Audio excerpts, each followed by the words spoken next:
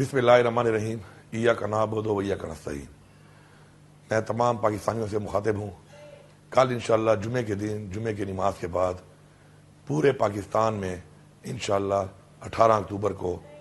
ہر ضلع کے اندر، ہر شہر کے اندر آپ لوگوں نے بھرپور طریقے سے نکلنا ہے اور آپ لوگوں نے پرامن احتجاج کرنا ہے،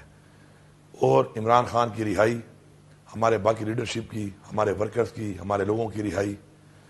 اور عمران خان صاحب کے ساتھ جو ایک رویہ اختیار کیا ہوا ہے کہ ملاقات تک نہیں چھوڑی جا رہی،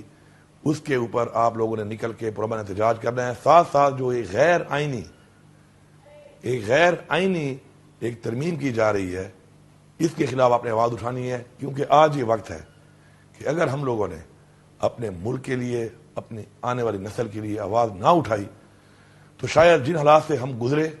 یا جن حالات سے ہم گزر رہے ہیں، ہماری نسلیں اس سے بھی بدتر حالات سے گزریں گی۔ میں تمام ان لوگوں کو یہ میسج دے رہا ہوں کہ جو اس وقت فیصلے کر رہے ہیں کہ مہربانی کر کے ایسے فیصلے نہ کریں جو اس ملک کی عوام کی مفاد میں نہیں ہے، جو پاکستان کے مفاد میں نہیں ہے۔ آپ جواب دہ ہیں، ان فیصلوں کا آپ کو جواب دینا پڑے گا، اور ان فیصلوں سے جو بھی نقصانات ہو رہے ہیں، چاہے وہ عوام کو ہو رہے ہیں، چاہے وہ پاکستان کو ہو رہے ہیں، تو اس کی ذمہ داری آپ پہ عائد ہوگی۔ انشاءاللہ ہم حق کے ساتھ، سچ کے ساتھ، اپنی حقیقی آزادی کے ساتھ، اپنے آئین کے تحفظ کے لیے انشاءاللہ ہم کھڑے تھے، ہم کھڑے ہیں، اور انشاءاللہ ہم کھڑے رہیں گے۔ میں آپ سب کو ایک دفعہ پھر